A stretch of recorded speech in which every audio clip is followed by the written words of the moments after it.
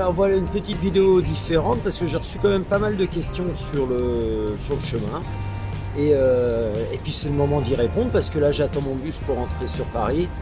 18 heures de bus. Voilà.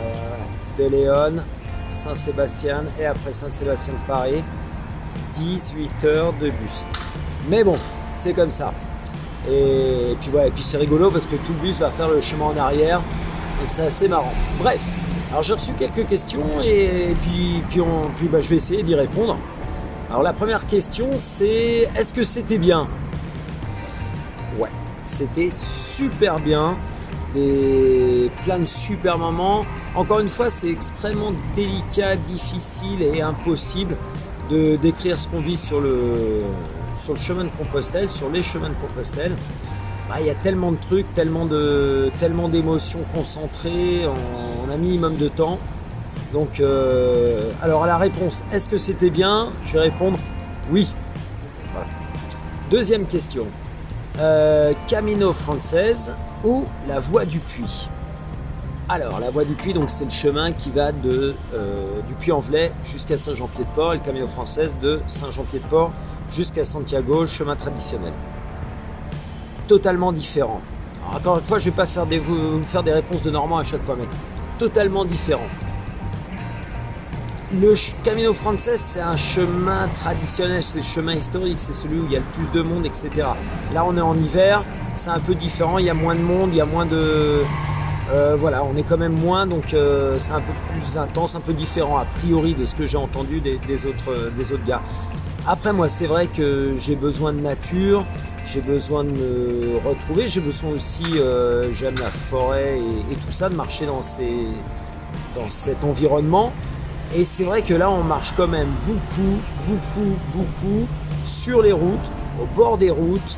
Et ça, j'ai trouvé ça assez bof, en fait. C'est-à-dire qu'au niveau paysage, au niveau des paysages, il n'y a pas à tortiller la Voie du Puy. Au niveau spiritualité, alors quand je dis spiritualité, c'est pas seulement le côté catho-chrétien, ça va un peu plus que ça, le bus qui passe. Et là encore, je dirais la Voie du Puy, parce que c'est super fort, on croise plein d'abbayes. Au niveau des monuments historiques, là ça se vaut, parce que dans les deux, on croise de super monuments, de superbes cathédrales, des petites églises et tout ça, c'est vraiment très sympa. Et puis après, voilà, au niveau du ressenti des relations entre les pèlerins, c'est à peu près identique. On crée le même type de lien, super fort en un minimum de temps, peut-être la souffrance y joue aussi, la souffrance physique, et puis ça se vaut. Mais si je devais dire Voie du Puy ou chemin français, Camino Frances, je dirais quand même la Voie du Puy, parce qu'en partant du Puy jusqu'à Conques, et de Conques, Figeac et Figeac-Cahors par la vallée du Célé, c'est bouleversant, c'est absolument magnifique, c'est indescriptible au niveau des paysages, au niveau de tout. Donc si je peux donner un conseil, commencer par la Voie du Puy, c'est absolument terrible. Prochaine question, une question de Chanli de Pékin. Alors Chanli, ta question était sûrement super intéressante, mais en fait je lis pas le chinois. Donc je pourrais pas y répondre parce que c'est écrit en chinois et je comprends pas le chinois. Mais bon, alors après, le bivouac. Alors le bivouac, moi j'adore ça. J'adore le bivouac, dormir dans la nature, tout ça. Mais sur le chemin français, enfin deux choses. D'abord, c'est l'hiver. Et le froid ne me dérange pas trop, mais c'est l'humidité. Il pleut quand même pas mal, tout est humide. Et c'était super dur. J'ai fait donc 2 nuits en bivouac. Donc attendez, hop, je change. Porter 17 kg de matos sans l'eau pour dormir 2 fois, en fait ça vaut pas le coup. Si vous voulez faire le chemin Camino Frances en hiver et vous pensez dormir dehors, enfin moi je vous le conseille pas parce que c'est beaucoup de matos à porter, ça fait mal aux genoux, aux jambes, pour pas grand chose. Et puis d'un autre côté, il n'y a pas énormément de spots, d'endroits, sauf un peu au début, mais il n'y a pas vraiment de spots pour dormir dehors, de trucs super sympas. Encore une fois, la Voie du Puy, c'est complètement différent. Là, il y a de quoi faire et puis on trouve toujours des spots absolument fabuleux.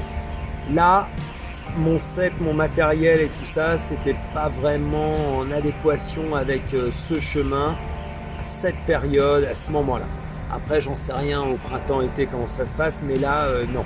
Et puis c'est l'hiver quand même. Et puis il pleut beaucoup, et puis il fait froid. Bon, question suivante. Question de Lulu de région parisienne. Quand est-ce que tu rentres, papa? Ma Lulu d'amour, je suis dans le bus, j'arrive tout de suite. Question de S. Spielberg de Los Angeles. J'ai adoré votre manière d'interpréter dans l'épisode 3 ou 4 la souffrance, vous voulez abandonner tout ça. Est-ce que je peux vous contacter pour un rôle dans un super film? Yes, Steven. Yes, you can. You just send me a little message on Messenger and we can do a lot of things together. Yeah. Ok, question suivante. Tes vidéos étaient vachement plus rigolotes au début que les dernières. Alors oui, ouais, c'était sûrement plus rigolote au début que les dernières. Bah, peut-être aussi parce que les dernières, la Meseta, là, tout ça, c'était quand même physiquement un peu éprouvant. Et puis, l'idée, c'était pas de faire une série comique, c'était plutôt de vous transmettre mes émotions au jour le jour. Donc parfois, bah, c'est un peu comme la vie, le Camino, hein. C'est que parfois, c'est super marrant, parfois, c'est un peu moins marrant, mais à chaque fois, ultra IA, c'est-à-dire qu'on se relève et toujours plus loin, on avance. Donc ouais, parfois c'est rigolo, parfois c'est moins rigolo.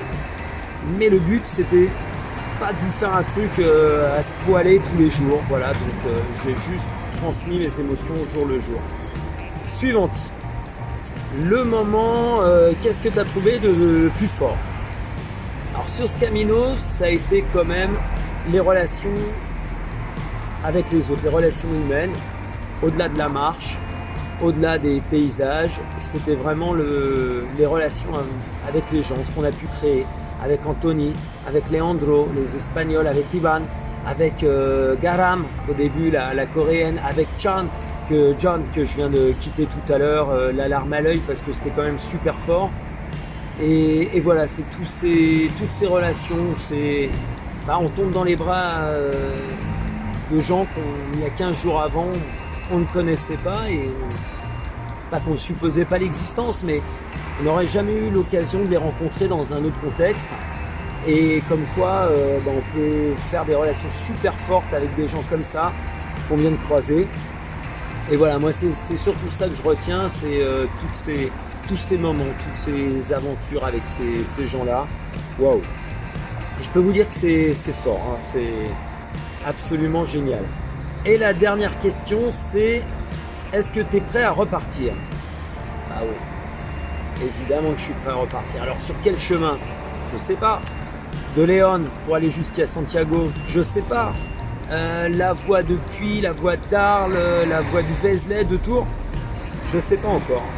Mais le fait est que c'est, ou peut-être le Camino Primitivo en Espagne aussi, le fait est, ou le Camino del Norte, il y en a tellement. Le fait est que oui, évidemment prêt à repartir, évidemment, parce que c'est tellement génial.